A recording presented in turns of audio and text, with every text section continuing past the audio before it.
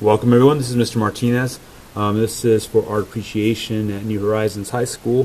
What we're learning about is graphic design, and more specifically, you're trying to generate a name stencil, kind of based off of Banksy design. So by now you should have watched Banksy Does New York, which is a documentary. You can find it on YouTube, if not on Amazon Prime. If you haven't watched it yet, I highly recommend it so you get familiar with who Banksy is. Banksy is a street artist. It's different than graffiti artists. Street artists tend to work with imagery and visuals that go beyond just the graph nature, which is typically typography. Typography is working with words. Coincidentally enough, that's what we're going to be working on. So to begin a stencil, and you're going to be stenciling your name, either your first name, last name, or nickname. I'm sure it's school appropriate. What you're going to do is trace a ruler top and bottom like this. Now you're going to be working from the center out, always from the center out. Don't start. We know that your name starts with the first letter, but you're not going to be working that way. You're going to be working from the center out. Next thing you have to do is calculate your name. So if your name was, let's say the name Steve, S-T-E-V-E, right? I write it out for a reason. That's to figure out how many letters it is. This one is 5, so the middle letter is an E. Notice how I drew a line through it. Let's say your name is Raul. In this situation, the middle is right in between the letter A and the U. So in this example, I'm going to give you both. But you're only going to be doing one bar in the middle. I'm going to be creating 2 so you can see them simultaneously. That means at the same time. So if your name was Steve, your first space is going to be in the middle. I'm going to trace roughly the ruler again, so my letter's about the thickness of the ruler. You don't have to do that. You get to decide how fat or how thin your letters are. So an example of this is that letter E. If I do a really narrow space, then my E ends up looking pretty tall. If I create a wider space, at some point your letter is going to appear, something like that. Okay, so you get to decide how wide or how tall or how wide your letter is. All right, next step you do. One second. What I want to show you is that you do have a cheat sheet. You will be able to use this to come up with your lettering. You don't have to use it, but I highly recommend just getting familiar with it. One demonstration that I like to show is that no matter what letter you have, it usually consists of bars that look like this. So for the letter M, you have a bar on this side. Can even shade it so you can see it. Got a bar on that side. Let's do the letter N, like for no. The next thing you do is you're going to draw from this corner going on this way. So it's one of these, but it's just been rotated about 45 degrees. And then from here, you keep the same thing going. It just ends right here. So guess what? Now you have a nice block letter N. Erase anything you don't need. You have an N, right? Same thing goes for like the letter M, W, T. All letters pretty much have or consist of bars. So an H would have a bar going across the middle. I'm just going to shade it so you can see it. If you have the letter M, you just start going in this direction from here and here. In this direction from here and here. Where they cross, you can either do flat or a pointed one. And you have the letter M. It's that easy. So the only part where it gets a little tricky is curved letters. And really they're not that tricky. So if you have a space like this and you're trying to write the letter O, what you're going to be doing is curving the edges like that, curving the bottoms like that. You can go curvier if you want. So it's all up to you on how rounded you want your O. So if you wanted it just a little rounder, you can. And then figure out how thick you're going to make your letters. So all your letters, if you're trying to create a font, should be roughly the same thickness. So if I want my O to be that thick, then all I have to do is draw it up, and connect. We have an O. So if you want the letter C, you just slice off a section, you have a letter C. If you want a Q, draw your O first, and then in here you create like a little bar. Now you have Q. Just erase anything that you don't need. Okay, so the last one that I want to teach you is S. Because I know some of you are going to be worried about the letter S. Begin the same way. Round out your corners. Hope you're following along here. Flatten here and flatten there. Figure out how thick your letter is going to be up here. It's really important that you do. It's just like the O in that sense. Bing, boom, bam. Like that. And lastly, you get to connect, so you have to figure out this curve on your own until it doesn't look so goofy. There you go. And you have the letter S. You can fine tune this until you're happy with the shape, but that's roughly how you get the letter S. Okay. So going back to this, you have 5 spaces you need to create. The first one is an E. Next thing you're going to do is create a gap, the space between the E and the T and the E and the V. Remember, for this example, we're writing the name Steve. Your name is not Steve, so don't be doing exactly, don't be writing in the letters that I'm describing here. This is just an example. Some students like to measure this out. That's perfectly fine. You do what you feel comfortable with. So now I have, if you look at this, my middle letter, which is where I'm going to start, space, TV, space, space, S-E. That spells Steve. Alright, so I'm erasing anything I don't need. No pertinent. These lines are not pertinent to my design. Alright, next step is to start with that middle letter and have fun with this. I'm going to make my letter really thick in the back, like that.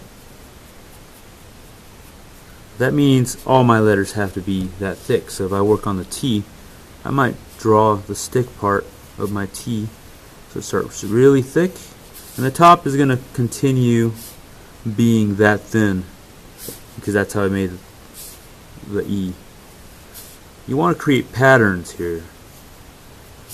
There's T-E. My S is going to be skinny like this, maybe rounded like that. It kind of look like a Superman symbol, I think. Making the middle really thick and the little ends pretty thin. And then the V, I'm going to make this side really thick, just like on the E. Then this side is going to be pretty thin. So although this is my practice, and although this is supposed to be like a pretty standard basic letter, I'm still having fun with it, experimenting different options. And then the E would be a repeat of this E right here. I'm just cleaning things up so you can see the final effect and how we're working on boxes. One thing I do want to discuss is the fact that I'm always filling my letter from top to bottom, left to right in that space. So if you have a box like this, I do not want to see a floating E within that box. Alright, it needs to fill up the space entirely. So here we go. You can use this. You can use a ruler for this if you want it to be 110%. I recommend it. I'm just sketching it out as fast as I can so you have an example. Bam. Now it says Steve. And it looks pretty good. It's centered, and there's a reason for centralizing things. It's important that something looks presentable and good. If it's over too far to the end of the margin, it looks a little goofy. For a name like Raul, which has even letters, so this one has 5, odd. So all odd numbered names are going to start in the middle and work its way out with one letter being in the middle. For a name like Raul, you start with the gap in the middle, because there's a gap in the name in the middle. And then I'm going to make this one a little wider just so you guys can see what happens when you widen your letters. So right now I'm eyeballing this. You can always fine-tune it. It doesn't have to be a permanent mark. Every mark that you make is erasable. Alright, so I'm going to begin the same way, erasing anything that doesn't matter at the moment. So I got boxes. So my name is Saul, by the way, my first name. I don't know why I decided not to do Saul as my example. So I'm going to start the same way with, I did say to start from the middle outwards, right? So I'm going to take a break from that. For the A, a lot of students wonder about the A, and I hope you can see this quite well. Figure out how thick your letter is going to be, maybe on both sides. And it's also going to be the same thing up high, so figure out the thickness. Next thing you do is connect this one to that one, and this one to that one. So they should be parallel. Next thing you do is go the opposite direction. Corner to the closest one up top, and then this one to that one. And then you make the little shape in the middle. Erase to see what you got, and it should be a good looking A. If it looks a little goofy, it's probably because your shapes aren't consistent, or there's a possibility that it looks like this, and it's because you didn't create that space up top, so you have a wide top instead of a pointed top. I mean, this can look okay. I'm not a fan of it. I'm not a huge fan of it. Alright, so for the U, start the same way, figure out the thickness, round out the bottoms, figure out the thickness up high, and then maybe somewhere in the middle too, and then create your shape. You know, for this lettering, because I made this thin, maybe I will toy around with the possibility of making it that thin at the bottom as well.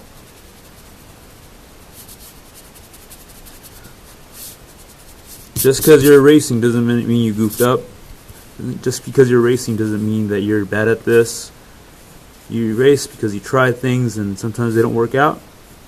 Well, guess what? That's art. Just goofing around until it works. Alright, so thickness right here for the L. And then this is going to kick out like that. And then for the R, we've already started the bar.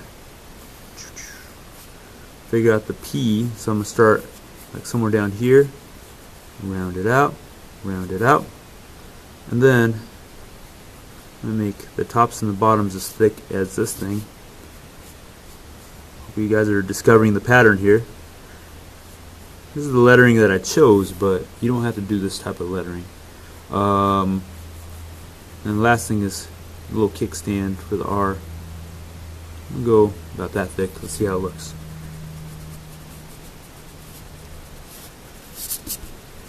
And there you have it. So that's your practice run. Don't be stressed out just because you don't get it. Ask Mr. Your sub, whoever that might be. You can have your sub email or call me for pointers. Anyways, there you go. It says Raul. It's nice and even. The next step, once you've practiced your name in basic block lettering, is to have fun with it. So the next thing I'm going to do is I'm going to angle it a little bit, and I'm going to make my letters about this wide. So if my name is Saul, what I'm going to do is still kind of create that gap in the middle, maybe. In fact, actually I'm going to not create any gaps. I'm just going to do a single line. Why? Because why not? My U is going to be this wide, my A is going to be the same wide width, and then S would be right around here. Alright, it's time to play. For the A, I'm going to go with a lower cap. Why? Because I can. The inside,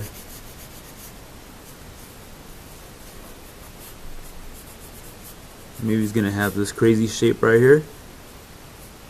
So what you want to do is actually go to a website, maybe perhaps defont.com or fonts.com. Just Google it. There's a lot of websites with a lot of free fonts available to people. So what you want to do is just shop around and search around for fonts that you might like. That might give you an idea. You could also invent your own, such as what I'm doing right now. I do not want to see a basic font that looks a lot like the block font that you were supposed to practice. So even this is seeming a little bit basic, but I'll play around with it in just a minute.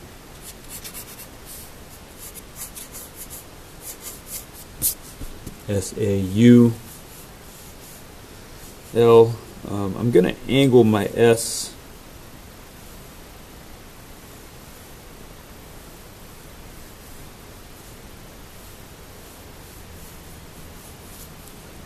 It's kind of fun. Alright, so next time what I'm going to do is erase anything that's not pertinent just to see how it looks. Well, alright.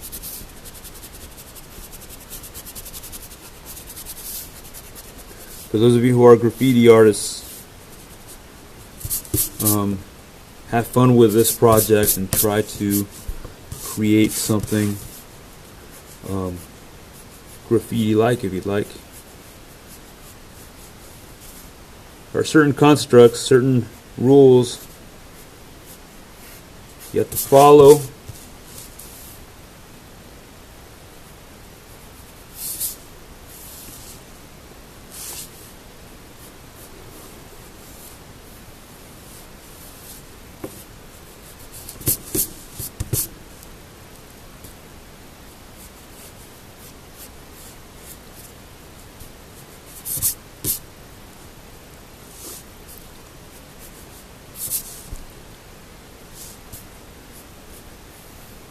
Right now I'm just goofing around. So notice there are different ways to play around with this. Here's another example of my name. Here's another example of my name. The last thing you want to think about is your spaces. In the previous tutorial, you've seen how, like, the circle O, there's one with a little stencil piece in the middle, a white space that's supposed to remain white when you spray paint something black or a different color. And then there's another shape where it's been cut out accidentally, and I spray paint both so you guys can see the difference. If you have a shape, let's say like the letter A in stencil form, you have to somehow connect this space with the rest of the space surrounding it for it to remain white if this is going to be black. And you can do that by watching some tutorials on YouTube, or you could just listen to me right now. So to connect that, you can do a multitude of things. One thing is to create a little gap like that. Now this piece is hanging on by this little thread right here, this little bridge. If you don't like the look of that, you could have all sorts of fun with it until you come up with a shape that you like. So there's that one right there. Hope you can see it. Other students like to just simplify it a little bit, so you can do something like that. Notice how the little bridge right here connects the triangle to the rest of this space right here. I kind of call it like a little island. So this is an island and this is your mainland. You need to connect your island to the mainland some way, and there's a little bridge to do so.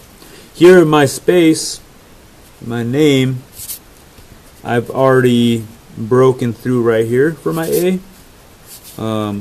and I think that's the only letter in this situation that has a floating island. If you look at your sheet here, there's quite a few that have that floaty island. You have the B, the A, the D, the O, the P, the Q, the R, and I believe that's it.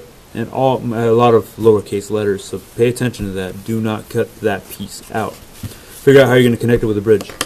Last step, before you spray paint, is to put a magazine down. Make sure you don't cut my tables. There's a stack of magazines on the big counters by the fish sculpture. And what you'll do,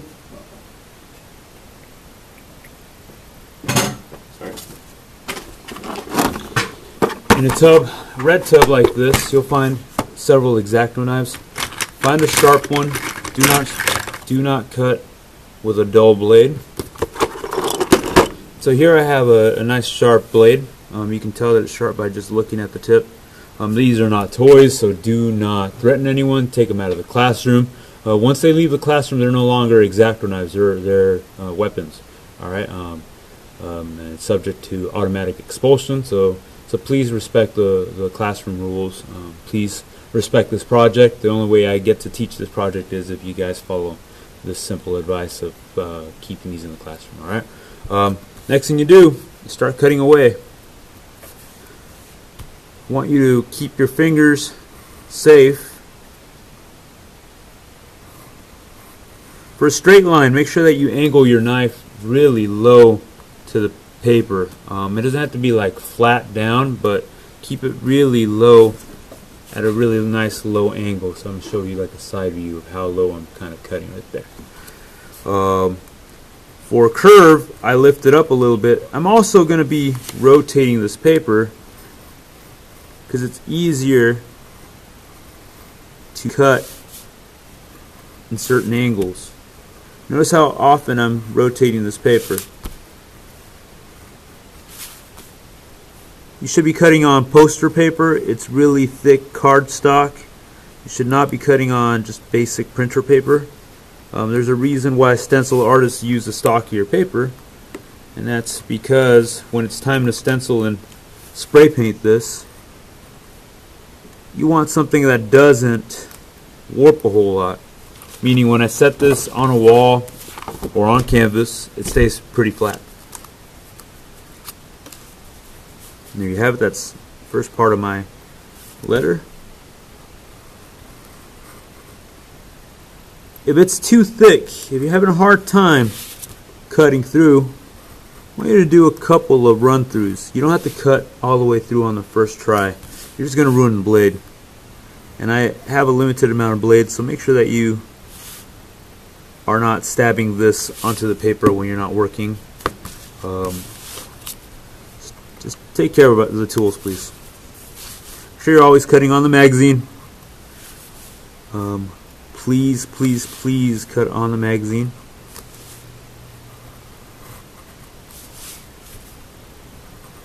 I'm almost done here. We're like halfway done, but you get the point. Alright, I'm going to cut this double time now as fast as I can. You, however, should take your time. Notice I'm always keeping that supporting hand, the one that's holding the paper, away from the cut. I'm never cutting towards that hand. If you want to lose a finger, put your hand in the way. Just don't do it in my classroom. And just to show you that people do make mistakes, I have a scar that starts from here and ends back here. It wasn't pleasant. That was done with an X-Acto knife while cutting an art project in college, and I could see the fat, the bone, the meat. I think I got 8 or 9 stitches on the finger. Yeah, needless to say, I haven't made the same mistakes since. But please learn from my mistakes. You don't have to make your own. Alright, here we go. So now we should be able to lift several of these pieces off. If they're stuck, don't yank them off. Figure out where it's still attached and try cutting again. It really does take a little effort to cut things properly. Don't lose pieces if you don't need to.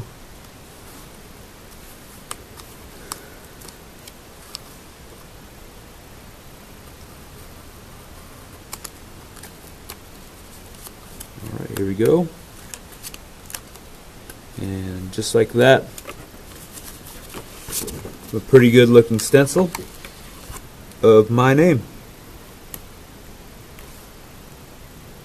In the next tutorial, you're going to see how you spray paint this on to your very own canvas. We're going to play around with some colors and whatnot, so stay tuned.